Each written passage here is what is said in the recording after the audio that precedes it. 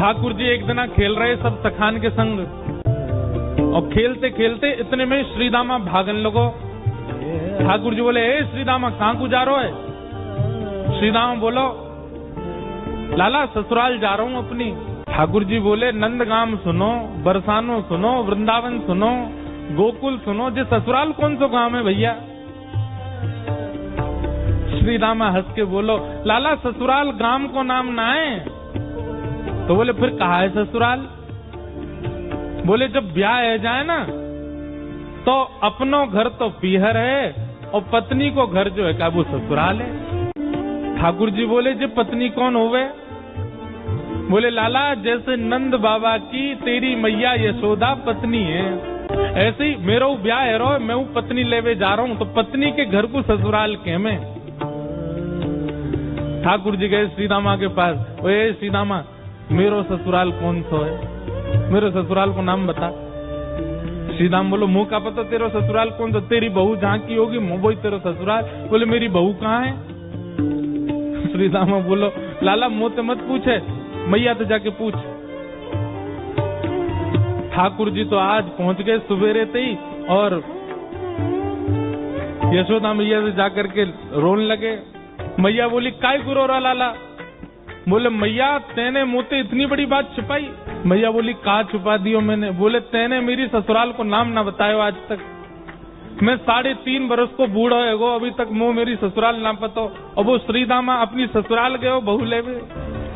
यशोदा मैया बोली, लाला तेरी संगत सुधारनी पड़ेगी, सबरे सखा तो दिन ब दिन बिगाड़ते जा रहे हैं, तूने एक बड़ो है जा, तेरी ससुराल है जाएगी। ठाकुर जी बोले, बड़े कैसे हूं मैं?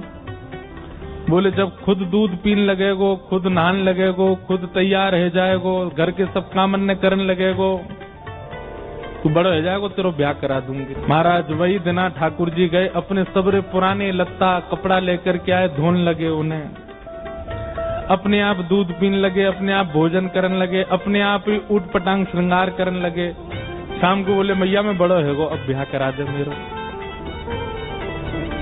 मैया बोली, वाह दिन में ही बड़ो है गो तू। मैया तो बोले, मैया देख तू बात ने मत बदले, बार बार मुझे कह तू ऐसा कर तो ब्याह कराऊंगी, बड़ो है जा तो ब्याह कराऊंगी। अब सब काम मैंने कर दिए, घर के सब काम काज करने लगो मैं, देख अपना श्रृंगार खुद करके आऊं, देख कैसा लग रहा हूं मैं। मैया बोली, ओठ वाली चीज आंखन में लगा के आयो, आंख वाली ओठन में लगा के आयो, यूं करो बड़ो है गो मैं। ठाकुर जी बोले, मैया मेरा ब्याह करा दे, नहीं तो श्रीदामा बहू लेके आ रहा हूं, बाकी बहू ले आऊंगा मैं, वही की बहू को ले आऊंगा, वही की ससुराल को अपना बना लूंगा।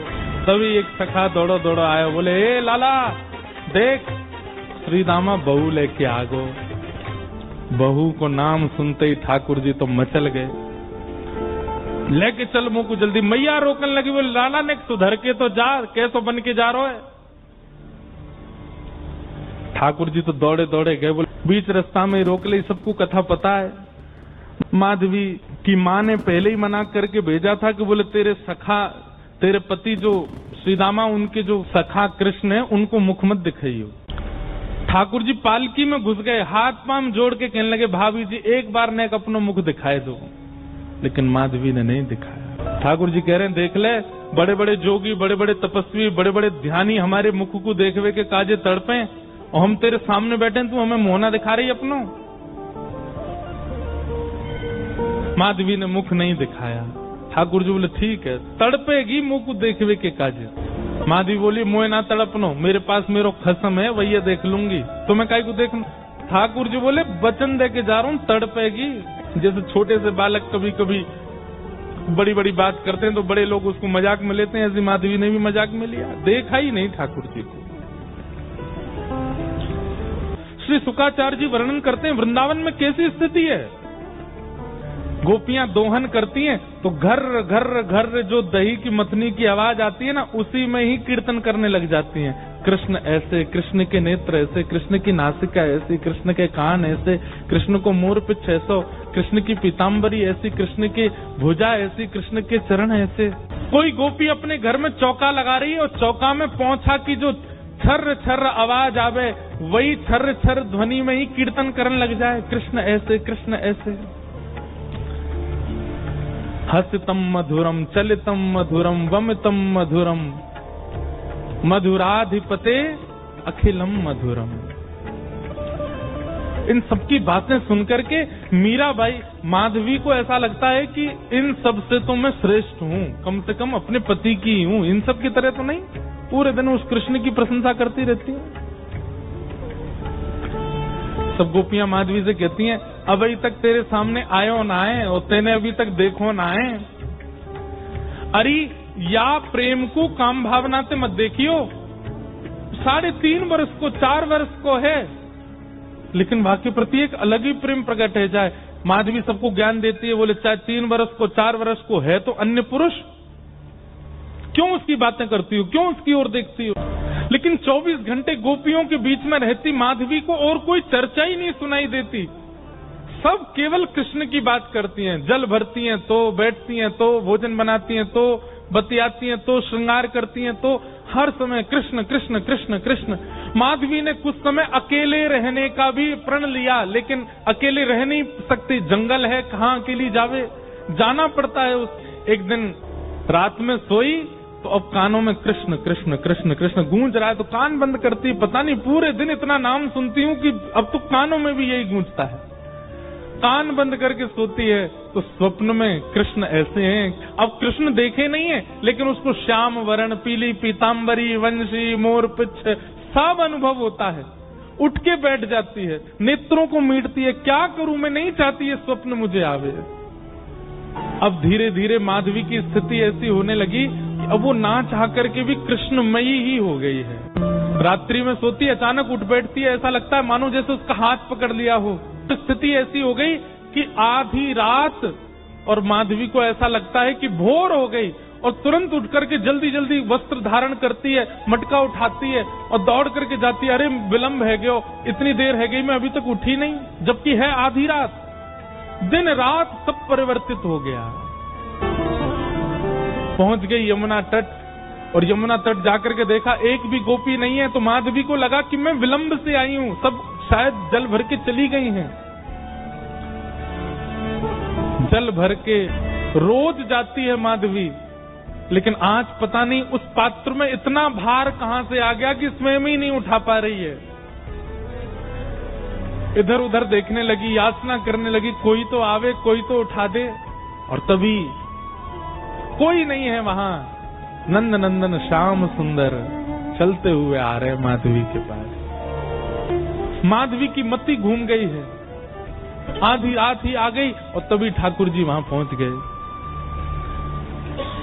पहले तो चाल देखी तो चाल पर मोहित हुई, फिर जब वक्ष देखा तो वक्ष पर, जब हाथ देखे तो हाथ की चलन पर मोहित हो गई, और मुख देखा तो भूल गई सुध बुध।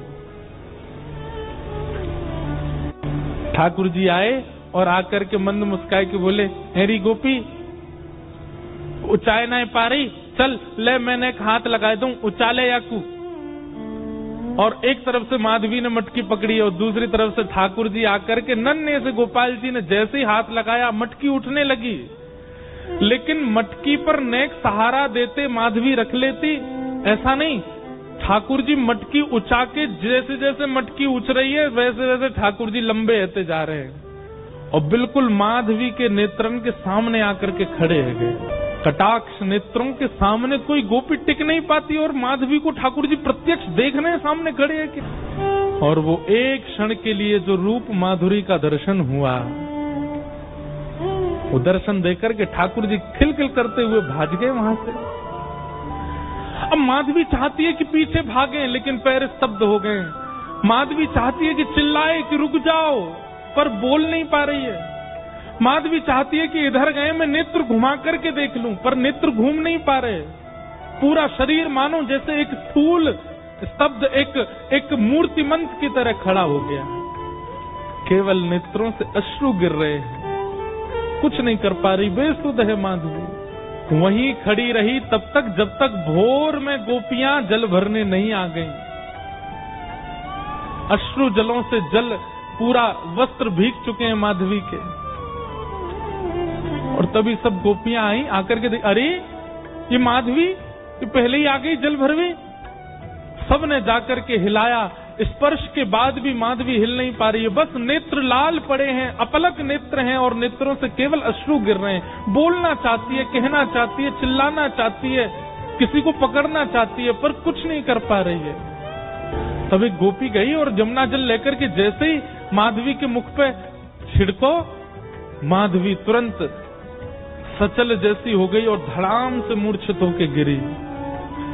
गोपियां सब उसके चरण मसलने लगी, हाथ पकड़ने लगी, सिर सहलाने लगी और जैसे ही होश में आई, होश में आती बस रो रही है और पूछ रही है वो कहाँ है, मोहिनी मूरत सांवली सूरत, वो कहाँ है। जिस गोपी ने अपना मुख छुपाया ठाकुर जी से, जिस गोपी ने अपना मुख छुपाया माँ के कहने पर ठाकुर जी से, जब उसने ठाकुर जी को देखा तब उसके मन में आया कि अरे माँ, विश्व की माँ तो बालकों का कल्याण करने वाला पथ दिखाती है, पर आपने मुझे कैसा मार्ग बताया। जिस संसार से मुख छुपाना चाहिए था उसको तो दिखाने की आज्ञा दी और जिनको दिखाना चाहिए था उनसे छुपाने की कह दी। बस कृष्ण देखें कैसे भी।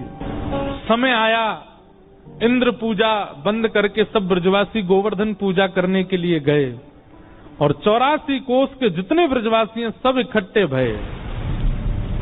और वहीं इंद्र ने जब कोप करके वर्षा की, 7 वर्ष के ठाकुर जी ने 7 कोस लंबे चौड़े गिरिराज पर्वत को अपनी बाम हस्त की कन्नी उंगली पर धारण किया। और जैसे ही ठाकुर जी ने गिरिराज जी धारण किए, दूर दूर खड़े हुए लाखों ब्रजवासी सब गिरिराज जी के समीप आ गए, सब भीतर आके खड़े हो गए। सब में आपस में चर्चा चल रही है। अब गिरिराज जी 7 कोस लंबे हैं और दूर दूर वाले ने तो ठाकुर जी दिखे ही नहीं रहे हैं। सब बस ये कह रहे हैं नंद के लाला ने गिरिराज जी उठा लिए, नंद के लाला ने पर्वत उठा लियो, नंद के लाला ने पहाड़ उठा लियो। यही चर्चा जब माधवी के कान में पड़ी तब माधवी बोली शायद अब तो सबके बीच में ठाकुर जी अब तो दिख ही जाएंगे, क्योंकि जब जब श्याम सुंदर को देखने माधवी जाती नेत्रों में जल आ जाता, धुंधलापन आ जाता, ठाकुर जी दिखते नहीं, क्योंकि शाप दे दिया ठाकुर जी ने। और ये शाप नहीं है, ये शाप नहीं है, ये विरह है। ठाकुर जी दिखते नहीं है मीरा को, माधवी। लेकिन आज सोचने लगी सबके बीच में ठाकुर जी खड़े, यहाँ तो मैं छुप के देख ही लूं उनको, शायद दिख जाएं। जैसे ही नेत्र भर के ठाकुर जी को देखने का प्रयास किया, जल भर आया नेत्रों में, मानो जैसे कोई धुंध आ गई हो, खूब मीड़ रही है, अपनी आंखों को मीड़ मीड़ के लाल कर लिए हैं, लेकिन ठाकुर जी दिख नहीं रहे हैं। आज पीड़ा असहनीय हो गई माधवी की। अर्धरात्रि का समय ठाकुर जी के चरणों से लिपट गई और बोली मैंने इतना बड़ा अपराध किया कि आप मुझे दिख ही नहीं रहे हो। हे श्याम सुंदर, अब पीड़ा मत दो, अब दिख जाइए, एक क्षण दिख जाइए, आप दिखें और मैं प्राण त्यागूं, बस मुझे और कुछ नहीं चाहिए। ठाकुर जी बोले माधवी तेने मुझको अपना रूप नहीं दिखायो। माधवी बोली देख लो, मैं सामने खड़ी हूं, अब देख लो मेरे नेत्र, मेरे मुखमंडल को देख लो, जैसे चाहो देख लो, पर मेरे ऊपर तो ये जो दोष है ये हटाओ, मुंह को देखन दो आपको। ठाकुर जी बोले अब तो माधवी ये पीड़ा तुमको ने सहनी पड़ेगी, क्योंकि वस्तु का मूल्य तब चित्त में ज्यादा बढ़ता है जब वह वस्तु समीप हो पर मिले ना। और प्रेम लक्षणा भक्ति में जितना विरह होगा, जितनी व्याकुलता होगी, जितनी तड़प होगी, उतना वह प्रेम पुलकित होगा, उतना वह प्रेम लक्षणा भक्ति का इत्र महकेगा और दूसरों को महकाएगा। मैं चाहूं आगामी कलिकाल में लोगन के चित्त में श्रद्धा होगी, विश्वास होगा, लेकिन प्रेम नहीं होएगा। उनके चित्त में प्रेम प्रकट करवे के काज मैं तो नहीं आऊंगा, तो को भेजूंगा। और वाके काजे तोए या जन्म में मेरे रूप के दर्शन को त्याग करना पड़ेगा, थोड़ा सहना पड़ेगा। मीराबाई ने सहा है हमें और आपको प्रेम देने के लिए। मैं और आप आज जिस प्रेम के मार्ग पर चल रहे हैं, जिस प्रेम की एक बिंदु हमारे ऊपर गिरती है, वह बिंदु के अधिकारी हम मीराबाई की वजह से बने हैं, क्योंकि उन्होंने द्वापर में दर्शन का त्याग किया है। त्याग नहीं, विरह सहा है। वो तड़पी हैं ताकि हमें प्रेम दे सके। माधवी बोली, मुझे बस अवधि बता दीजिए, कम से कम एक अवधि पता होगी तो मैं उस अवधि के सहारे रह लूंगी कि इतना समय लगेगा आपके दर्शन में। एक अवधि बता दो, 10 वर्ष, 50 वर्ष, कितने वर्ष लगेंगे? अवधि सुनकर के तो माधवी गिर पड़ी, रोने लगी। ठाकुर जी बोले, एक युग। इतना विरह तो किसी गोपी को भी नहीं मिला, इतना विरह तो किसी ब्रजवासी को नहीं मिला जितना विरह माधवी को मिला है। एक युग का विरह। और एक वैष्णव का स्वरूप नहीं है आत्म दाह करना, चाहे तो त्याग दे शरीर, लेकिन नहीं।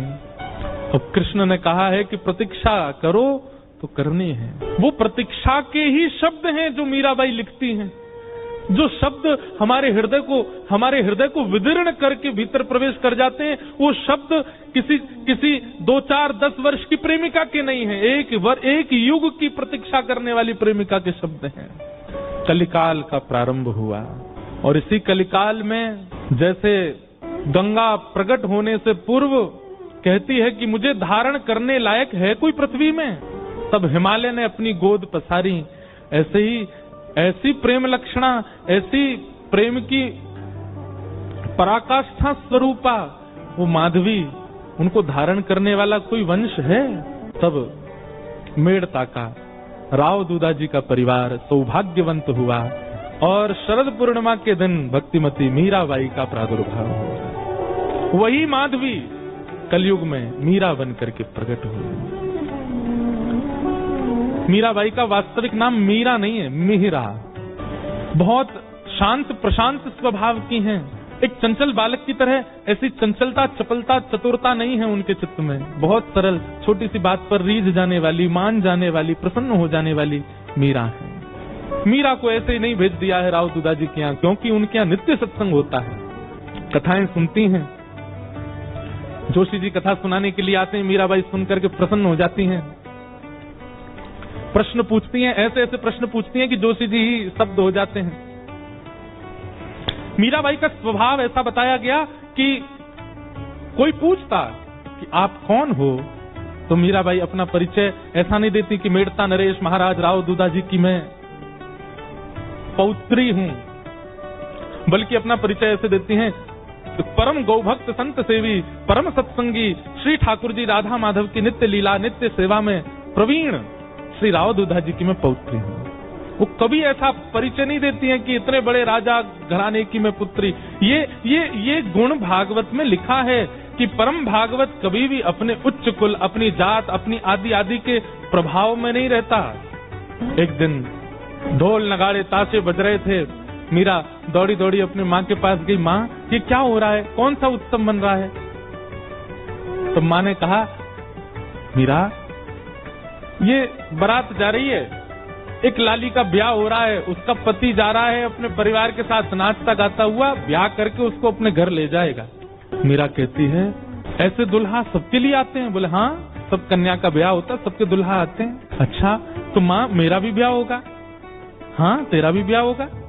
जैसे तेरे बापूसा है ऐसे ही तू भी ब्याह करेगी और फिर तेरे बालक भी उनको बापू बोलेंगे, तू उनकी माँ होगी, तेरा भी ब्याह होगा। मीरा सोच में है और कहती है, मेरे बींद कौन होंगे फिर? मेरा ब्याह किससे होगा? कौन होंगे मेरे बींद? छोटी सी कन्या ऐसे सवाल पूछे तो माँ तो उसको मजाक में ले लेती है, अरे मीरा ये कोई समय है, अभी थोड़ी बड़ी तो हो जा, कभी और कार्य में लगते हैं, कभी और मीरा की तो वो चिंता का विषय हो गया कि मेरे बींद हैं कौन और वो कब आएंगे मुझे लेने। बार बार बस यही पूछती है, मेरा किससे ब्याह होगा, मेरा किससे ब्याह होगा, मेरे बींद कौन है। एक दिन हार के माँ ने मीरा को गोद में लिया, पूरे दिन चिल्लाती रहती है, ये तेरे बैठे कमरे में मुरली हाथ में लिए त्रिभंग लली, ये जो स्वरूप है, ये गिरधर, यही है तेरे बींद। स्वरूप देखा ठाकुर जी का और माँ ने कह दिया यही है तेरे बींद, तो मीरा के चित्त में ऐसा विश्वास प्रगाढ़ हो गया कि यही है मेरे बींद और कोई नहीं।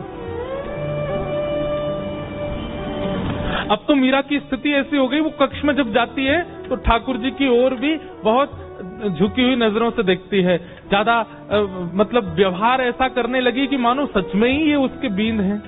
संतों से कथा सुनती है और चित्त में ठाकुर जी के प्रति संबंध का प्रगाढ़ विश्वास कर चुकी मीराबाई धीरे धीरे प्रेम लक्षण भक्ति में प्रकट होने लगी। एक दिन एक संत का आगमन हुआ और वे अपने प्रवचन के समय अपने बगल में ही अपने गिरधर गोपाल को विराजमान करके प्रवचन कर रहे थे और छोटी सी मीरा, उनको एक ही चीज की प्रतीक्षा होती थी पूरे दिन की, माँ मुझे सत्संग में लेके कब जाएगी।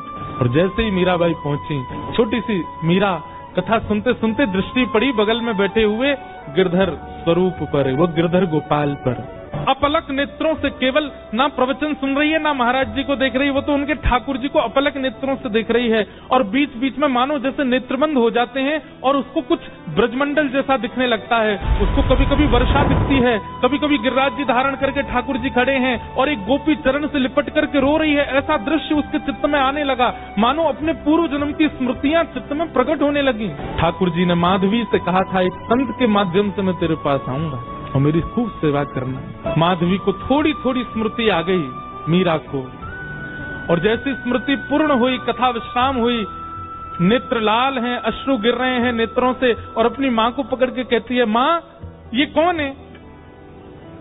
माँ कहती है, ये महात्मा है, कथा सुना रहे हैं, साधु जी हैं। नहीं ये नहीं, इनके बगल में जो बैठे हैं वो कौन है? ये तो इनके ठाकुर जी हैं। हाँ तो मेरे बींद ना, आपने कहा था ना मेरे बींद, वही है ना ये? हंस गई माँ, अरे मीरा हाँ वही हैं। तो मेरे बींद आ तो गए माँ, अब मेरा ब्याह करा दो। अरे अभी तेरी उम्र नहीं है मीरा, तो मैं बड़ी हो जाऊं तब करा देना, पर तब तक मेरे बींद को घर में ही रख लो, मैं इनको पास में रख लूं अपने। बालपन की वो बातें सबको नहीं भाती हैं। प्रणाम करने के लिए मंच पर जब गई, मीरा के नेत्र सजल। महाराज जी ने पूछ लिया, अरे बिटिया क्यों रोती है? मीरा कहती है, ये मेरे हैं, ये आपके साथ आए हैं, इन्होंने मुझे वचन दिया था ये एक साधु के साथ आएंगे, ये मेरे हैं, आप इनको मुझे दे दीजिए। कोई अपने ठाकुर कैसे दे सकता है किसी को? भी पूजा के ठाकुर जी हो तो दिए भी जाएं, लेकिन जिनसे स्नेह प्रेम के लाड़ के ठाकुर जी, वो किसको कैसे मिल जाएंगे? पहले तो छोटी बालिका समझ करके महात्मा हंस गए, लेकिन जब कहने लगी ये तो मेरे हैं, जिद करने लगी, तो महात्मा भी प्रेमी थे, व्याकुल हो गए, अपने ठाकुर जी को हृदय से लगा के तुरंत चले गए वहां से। मीराबाई कहने लगी, संत बुरे नहीं है, माता पिता बुरे नहीं है, आप ही मेरे पास आना नहीं चाहते हो। अरे और कितनी प्रतीक्षा कराओगे? मैं कब से प्रतीक्षा करती हूँ, अब आ तो गए हो एक महात्मा के द्वारा, अब आ क्यों नहीं जाते मेरे पास? माँ डांटती है, पिताजी डांटते हैं, सब घर के लोग समझाते हैं, पर मीरा की एक अलग जिद है। एकांत में बैठी रहती है, ना खाती है, ना पीती है, ना खेलती है, बस चिंतन करती है और रोती रहती है। प्रतिज्ञा ले ली, मैं अन्न नहीं खाऊंगी। अब मैं प्रयास नहीं करूंगी कि आप आओ मेरे पास, मैं प्रयास नहीं करूंगी कि मैं आपको लाऊं, आपको खुद आना पड़ेगा, मेरी प्रतीक्षा बहुत हो चुकी है। वहां महात्मा ठाकुर जी की सेवा शयन करा करके जैसे शयन में गए, ठाकुर जी उनके स्वप्न में आ गए और स्वप्न में आकर के बोले, बाबा आपने मेरी खूब सेवा करी, खूब मेरे 56 भोग लगाए, खूब मुझको लाड़ प्यार कियो, खूब मुझको डुलायो, इतनो भाव से मेरी सेवा करी बाबा, पर अब आपकी सेवा पूरी है गई। जो बालिका आज कथा में आई, मैंने वाकू वचन दियो है कि मैं आपके माध्यम से आऊंगा, आप उनको जाए के मुंह को दे दो। अब जब ठाकुर जी ही स्वयं आज्ञा कर दें तो फिर जय जय, मेरी सेवा में कोई कमी रह गई? नहीं कोई कमी नहीं बाबा, मैं तो बहुत प्रसन्न हूं, पर अब कछु दिना आप एकांत में भजन करो, फिर मेरी प्राप्ति हो जाएगी। अब आप तो चले जाओगे, फिर मेरी सेवा कौन करेगा? या हमारी सेवा विस्तार के लिए वह कन्या को मोह दे दो। और अर्धरात्रि का समय, नन्ही सी मीरा अनशन व्रत पर मानो बैठी हो, और महात्मा पहुंच गए। गिरधर मीरा के चित्त में पीड़ा भी हो रही है और वो नाच भी रही है।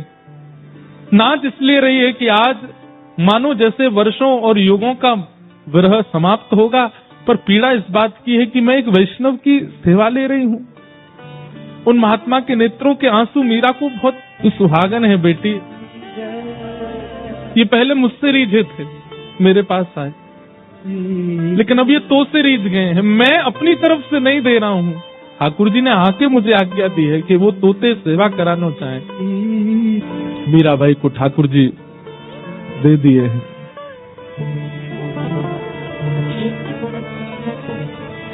चले गए महात्मा। और तभी एक अवस्था हो गई मीराबाई की, प्रेम तो चित्त में खूब है, परंतु एक संकट का एक मानो बादल मंडरा रहा था मीराबाई के ऊपर। क्यों? अब पिता, घर के सब बड़े सदस्य और राव दूदाजी तो पधार चुके हैं। मीरा बहुत रोई जब दादाजी गए, क्योंकि वही थे जो भक्ति मार्ग में लेके आए मीरा को। संकट इस बात का है कि अब सब चर्चा करते हैं कि मीरा का ब्याह करो। एक दिन मीरा अपनी माँ से लड़ने लगी, माँ आप मेरा किससे ब्याह कर रही हैं? अरे मेवाड़ के राजा, मेवाड़ के राजकुमार राजा भोज, तुम जानती हो उनका पराक्रम, तुम जानती हो उनका बल, तुम जानती हो उनका ऐश्वर्य। अपनी माँ से मीरा कहती है, तो फिर ये कौन है जिनको बचपन में आपने मेरा बींद बताया था? अरे बालापन की बात है, बचपन में ऐसी तू जिद कर रही थी इसलिए बोला। बोले माँ आपने तो ऐसे ही बोल दिया, परंतु मैं तो चित्त में घर करके बैठी हूँ कि यही मेरे बींद हैं और मेरा स्वभाव व्यवहार सब कुछ वैसा ही है। आप अपनी बात से कैसे मुकर सकती हैं माँ? चुपचाप तैयार हो जा, तुझे देखने वाले आ रहे हैं। कौन समझे विरह वेदना। मीराबाई बैठी है अपने ठाकुर के सामने, मंदिर में ही बैठी है, कुछ विशेष श्रृंगार नहीं किया है। तभी भोजराज और पूरा परिवार सब आए, इच्छा प्रकट की कि एकांत में मीरा से बात करना चाहते हैं। मीराबाई बोली, मेरे लिए तो एकांत मेरे ठाकुर जी का स्थान है, जो बात करनी यहीं बैठ के कर लो। सब चर्चा हुई, मीराबाई ने स्पष्ट कर दिया, एक पत्नी जो धर्म का निर्वहन करती है, अगर वो अक्षा आप मुझसे रखते हैं और मुझसे ब्याह करना चाहते हैं, तो मैं पहले ही आपको स्पष्ट कर दूं कि मैं उन सब धर्म के निर्वहन में बिल्कुल अपूर्ण हूं। आप अपने परिवार में सबसे कह दीजिए मैं उस योग्य हूं नहीं, वो तो मेरे परिवार वाले चाहते हैं, इसलिए मैं आपसे चर्चा कर रही हूं। नहीं तो एक स्त्री का जो धर्म होता है पति के प्रति, ससुराल के प्रति, उन सबको, मैं तो अपने घर के प्रति कोई धर्म नहीं निभा पाती एक पुत्री का, इसलिए मैं आपसे पहले ही स्पष्ट कर देती हूं कि एक पत्नी का धर्म मैं नहीं निभा पाऊंगी। भोजराज का उत्तर सुनने लायक है। बंधुओं, मीराबाई का जिनसे ब्याह हुआ वो अत्यंत कुलीन भाव के, उन्होंने कहा मुझे मंजूर है, मैं भी नहीं आपसे अपेक्षा रखता हूं कि आप पत्नी धर्म का निर्वहन मुझसे करें। आपकी सुबह से अभी तक की गतिविधियां देख करके, आपके विचार भाव और आपके हृदय की स्थिति देख करके मैं जान चुका हूं कि आप सामान्य धर्म में नहीं हैं, परंतु अब मेरी इच्छा और ज्यादा आपसे विवाह करने की इसलिए है कि मैं आपसे पत्नी धर्म का निर्वहन नहीं करवाना चाहता। मैं चाहता हूं हमारी मेवाड़ की भूमि में राजा तो बहुत आते हैं, मेवाड़ की भूमि में बड़े बड़े महापुरुष आते हैं, बड़े बड़े योद्धा आते हैं, पर मेवाड़ की भूमि पर अभी तक किसी भक्त के चरण नहीं पड़े। यदि आप मुझसे विवाह करें और हमारी मेवाड़ की भूमि को अपने चरणों से और श्री गिरधर लाल जी के स्थापन से पवित्र कर दें, तो ये हमारे लिए बड़े सौभाग्य की बात होगी। मैं इस चर्चा को गुप्त रखूंगा, किसी के सम्मुख नहीं कहूंगा, ये मेरी और आपकी चर्चा है। सबको बताने के लिए विवाह का एक अभिनय होगा, परंतु मैं चाहता हूं कि आपके चरण हमारी मेवाड़ को पवित्र करें। बाकी जैसी आपकी इच्छा होगी, मेरी उसमें कोई अतिशयोक्ति नहीं होगी। और ऐसा कहकर के भोजराज चले गए। मीराबाई ने कोई उत्तर नहीं दिया, लेकिन प्राचीन भारत में कहां पूछा जाता है, सबने पक्का कर दिया ब्याह। मीराबाई एक संत से जाके कहती है कि कभी अगर हृदय में बहुत वेदना होती हो और अपने प्रियतम को बतानी हो तो उसके लिए कोई उपाय है? तब एक संत ने कहा, तुम पत्र लिखा करो और वृंदावन जाने वाले किसी व्यक्ति के हाथ वो पत्र भेज दिया करो। मीराबाई आज पत्र लिखने के लिए बैठी है और पूरे कक्ष में केवल खाली पत्र पड़े हैं, लिख नहीं पा रही है। बार बार एक एक पन्ना फाड़ती है, फिर कुछ लिखती है और लिख करके फिर उसके फेंक देती, फिर दोबारा लिखती है, फिर फेंक देती, फिर लिखती है। किसी ने आकर के कहा, मीरा ये क्या करती है तू, इतने पत्र पड़े, ये सब क्या है? पत्तियां मैं कैसे लिखूं, लिखी ही न जाए। क्यों? कलम धरत मेरो कर कांपत है। मीराबाई कहती है, मैं लिखने के लिए बैठती हूँ, पहले तो शब्द याद नहीं आते और जैसे तैसे अपनी स्थिति। बंधुओं, एक बात याद रखिएगा, विरह की स्थिति शब्द बयां नहीं कर सकते। वो शब्द नहीं बता सकते कि आपकी स्थिति कैसी है। आप कितना भी प्रयास कीजिए बोलने का, बताने का, नहीं बता पाओगे, क्योंकि विरह प्रेम शब्द की इतनी क्षमता नहीं कि वो आपका विरह प्रेम प्रकट कर सके। लेकिन मीराबाई कहती है, जैसे तैसे मैं लिखने का प्रयास भी करती हूँ। कलम धरत मेरो कर कांपत है, और जैसे तैसे लिख भी देती हूँ। इतने नेत्रों से अश्रु गिरते हैं कि जो लिखा सब बह जाता है। पत्तियां मैं कैसे लिखूं, लिखी ही न जाए। घड़ी आई विवाह की, पूरा मेड़ता सजा है, परंतु होने वाली दुल्हन, उसके मुख पर बिल्कुल प्रसन्नता नहीं। मीराबाई ठाकुर जी के सामने बैठकर के केवल इतनी प्रार्थना करती है, मैं देह और आत्मा को अलग मानती हूं। मैं जानती हूं देह की क्रिया आप स्वीकार नहीं करते। देह भले ही कोई और वर्ण करके ले जाए, कम से कम आत्मा आपकी है, ये स्वीकार करके मुझे कैसे भी बता दीजिए कि आपने मुझे स्वीकार कर लिया। मुझे और कुछ नहीं चाहिए। अन्य से देह का विवाह हो, उससे पहले पहले आत्मा का आपसे विवाह हो जाए। हे ठाकुर जी, मैं और कुछ नहीं मांगती आपसे। रात्रि में मीरा रोते रोते सोई हैं और तभी स्वप्न में श्री ठाकुर जी पधारे और मीराबाई के साथ स्वप्न में ही विवाह संपन्न हो गया। ठाकुर जी ने विवाह किया। प्रातः काल का समय, पूरे घर में शादी की तैयारियां चल रही हैं। विवाह हो गया। विवाह के बाद उनके पति अनुकूल थे, उनके पूजा में कभी विक्षेप नहीं होने देते थे। लेकिन ठाकुर जी की पता नहीं कैसी लीला है कि जो अनुकूल होता है भक्ति में, उसको दूर कर देते हैं। और एक दिन आगरा के युद्ध में उनको इतने बाण लगे कि वे मरणासन अवस्था में आ गए। भोजराज मीरा के प्रति गुरु का भाव रखते हैं। भोजराज कहते हैं, मैंने आपका स्पर्श कन्यादान के समय किया था, आपके हस्त कमल का, परंतु अब मुझे लगता है मेरा अंत समीप है, उससे पूर्व मैं एक बार आपका स्पर्श करना चाहता हूँ। मीराबाई कुछ नहीं बोली। भोजराज कहते हैं, मैं एक बार केवल आपके श्री चरणों का स्पर्श करना चाहता हूँ। ठाकुर जी के पास गई, अपने गिरधर गोपाल की प्रसादी माला लेकर के आई और भोजराज के गले में पहनाई और अपना हस्त कमल उनके शीश पर फेरती हैं मीरा।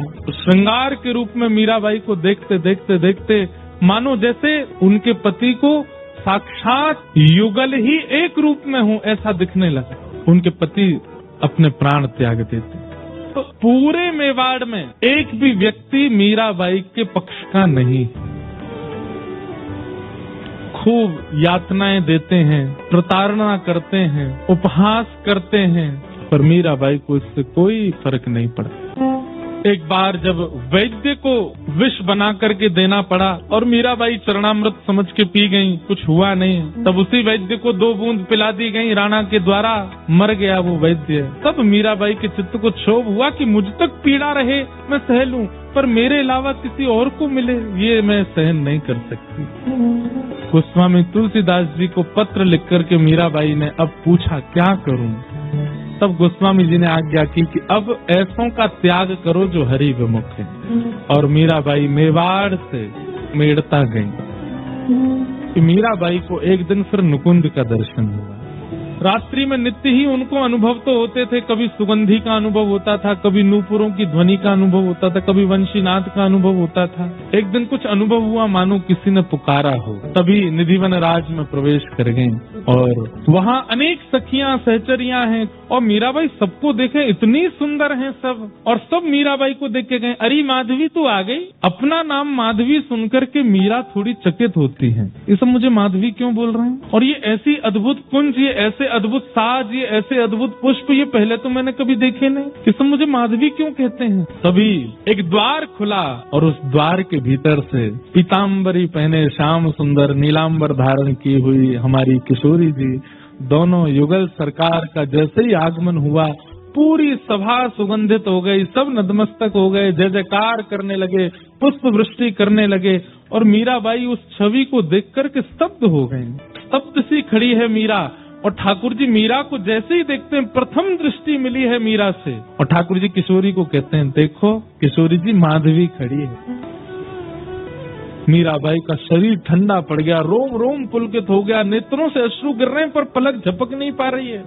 ठाकुर जी समीप नहीं गए, बस दूर से ही कही किशोरी जी से, देखो माधवी आई है। और ठाकुर जी जाकर के स्टेज पर विराज गए। सब सखियां अपनी अपनी सेवा में लगी हैं, अकेली माधवी दूर खड़ी है, कुछ पता नहीं क्या करना है।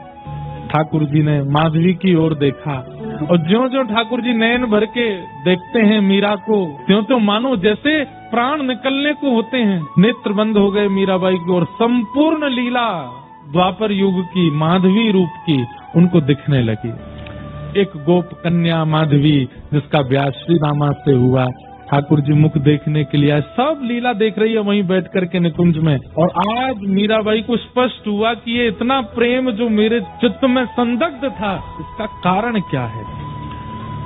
और यहाँ तक की लीला, जब तक ठाकुर जी ने गिरिराज जी धारण किए तब तक की लीला, संपूर्ण दर्शन जब माधवी को हुआ, नेत्र खुले तो आंखें लाल हैं, नेत्रों से अश्रु गिर रहे हैं। अब मिल गए हो आप, अब आप मुझे दूर मत कीजिएगा। ठाकुर जी कहते हैं, अभी बहुतों का कल्याण आपसे होना है, इसलिए आपको वापस जाना होगा। मीराबाई खूब रोई, खूब मना किया, पर ठाकुर जी बोले, अभी आपसे बहुतों का कल्याण होना है, आपको जाना पड़ेगा। और निकुंज में जाके सब दर्शन करके मीराबाई वापस आई। यहाँ मेवाड़ में अकाल पड़ गया, पूरे मेवाड़ में भूखमरी। खूब प्रयास किए राणा ने, लेकिन पता नहीं चला कि भाई इसका कारण क्या है। तब एक साधु ने जाकर के कहा, ये वैष्णव अपराध लगा है मेवाड़ को, भक्तिमती मीरा का इतना अपमान किया है तुम लोगों ने, इसलिए तुम्हारे राज्य की ये दशा हो रही है। इसको सुधारना चाहते हो तो एक ही उपाय है, पुनः मीराबाई के चरण मेवाड़ आएंगे तो ही मेवाड़ समृद्ध होगा। ब्राह्मणों को भेज दिया द्वारिका, पता करा कहाँ है मीराबाई, तो द्वारिका में है, तो वहाँ पर ब्राह्मणों को भेज दिया, बड़े बड़े श्रेष्ठ जनों को भेज दिया, जाओ याचना करके हाथ जोड़ करके जैसे कहेंगी मीराबाई वैसी हम सेवा करेंगे, उनको मेवाड़ ले आओ वापस। मीराबाई स्नान किया, कहाँ से पधारे, तो सब मेवाड़ी भाषा में बात करने लगे। तो मीराबाई समझ गई, मैं क्या सेवा करूं। बोले, हम आपको ले जाने आए हैं। बोले, कहाँ? बोले, मेवाड़। मेवाड़ का नाम सुनते ही नेत्र बंद हो गए, सब घूमने लगा मीराबाई के चित्त में। घबरा गई मीराबाई, नेत्र सजल हो गए, मैं हाथ जोड़ती, अब मैं थक चुकी हूँ, अब मैं हार जाऊंगी, अब ये मत कीजिए। बोले, आपको अपनी चिंता है, मेवाड़ की चिंता नहीं है। मीराबाई मानो क्रोध में बोल पड़ी हूँ, हाँ अब मुझे मेरी चिंता है, अब तक नहीं थी पर अब है, अब नहीं जाऊंगी। मैं ठाकुर जी से प्रार्थना कर दूंगी, मैं खूब संतों से निवेदन कर दूंगी, सब मेवाड़ जाएं, पर मैं अब वापस नहीं जाऊंगी। राणा ने कहा था, यदि मीराबाई ना माने तो अनशन व्रत पे बैठ जाना, मृत्यु पर्यंत कैसे भी आना पड़े मीरा।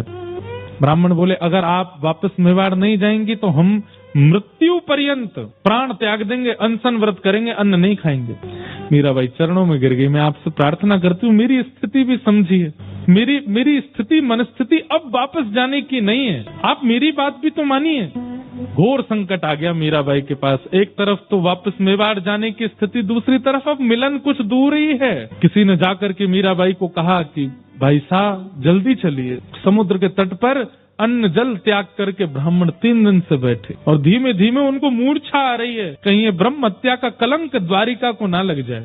अब तो द्वारिका के लोग याचना करने लगे और मीराबाई को इस दृष्टि से देखने लगे कि ये चली जाए यहाँ से, ये जाएंगी तो हमारी द्वारिका ब्राह्मणों के अंत से बच जाएगी। मीराबाई गई, प्रसाद बना करके लेकर के गई और उन ब्राह्मणों के सन्मुख पधराया। प्रसाद देख करके ब्राह्मण प्रसन्न हो गए, बोले अच्छा आप राजी हो गई चलने को, इसीलिए प्रसाद लाई हूं। मीराबाई कहती हैं कि मैं अपने मन से कुछ नहीं करती, मेरे लाल जी जो कराते हैं मैं वो करती हूँ। आप प्रसाद पा करके अपना व्रत तोड़िए और मुझे एक दिन का समय दीजिए, मैं ठाकुर जी से अंतिम बार पूछना चाहती हूँ, यदि वे आज्ञा दे देंगे तो मैं चलूँ। ब्राह्मणों ने अपना अनशन तोड़ दिया और ब्रह्म मुहूर्त का समय, पूरी द्वारिका इकट्ठी हो गई है, सब देखने को तैयार हैं आज क्या होगा। कई लोग चाहते हैं कि मीराबाई द्वारिका से जाए ना, और कई लोग चाहते हैं कि ब्राह्मण अपना प्राण त्यागें, इससे अच्छा तो ये चली जाए। सुबह सुबह मीराबाई द्वारिकाधीश के मंदिर पहुंची, मंगला आरती हो रही है ठाकुर जी की, और मीराबाई सामने खड़ी है, देख रही हैं ठाकुर जी। ब्राह्मण बोले पूछ लीजिए ठाकुर जी से क्या आज्ञा है। मीराबाई गाती हैं अपने जीवन का अंतिम पद ठाकुर जी के आगे। साजन जो जानो सुध। मीराबाई या तो अपने पद में सांवरिया शब्द कहती है, या तो अलग अलग नामों से पुकारती है, पर आज द्वारिकाधीश को साजन कह रही है। साजन माने पति। आपको जैसे लगे मेरी सुध एक बार ले लीजिए, आपके बिना मेरा कोई नहीं है, आप मेरी सुध ले लीजिए, एक बार पूछ लीजिए, एक बार देख लीजिए मेरी ओर। अब संसार में रहने लायक मेरा तन नहीं है, मुझे दिन में भूख नहीं लगती, रात में नींद नहीं आती, लोग मुझे बावली बोलते हैं, लोग मुझे क्या क्या कहते हैं, अब इस संसार के लायक मेरा तन नहीं है नाथ। साजन जो जानो सुध लीजिए। गाते गाते गाते गाते मीराबाई बढ़ती जा रही है द्वारिकाधीश की ओर, रो रही है, नेत्रों से अविरल अश्रुधार गिर रही है। लाखों लोग चारों ओर से घेर के खड़े हैं। मिल बिछुरन मत दीजिए, मिल बिछुरन मत दीजिए, मिल बिछुरन मत दीजिए। अब मिलने की स्थिति, अब बिछड़ने मत दीजिए ना। और मीराबाई जैसे ही गर्भगृह की मुख्य देहली पर पहुंची, मंगला में ठाकुर जी छोटी सी पाग पहनते हैं, एक वस्त्र में रहते हैं, लेकिन तभी एक तेज पुंज प्रकट हुआ। सहरा पहन करके, सुंदर दुल्हा का भेष धारण करके श्री द्वारिकाधीश प्रकट हो गए हैं। एक दिव्य तेज प्रकट हुआ। सब जितने लोग वहां खड़े थे, सबके नेत्र मानो जैसे सीधा सूर्य का प्रकाश नेत्रों में पड़ा हो। सबने अपने नेत्रों के आगे हाथ कर लिए और उस दिव्य पुंज के साथ मीराबाई प्यारे द्वारिकाधीश में विलीन हो गए। मिल बिछुरन मत दीजिए,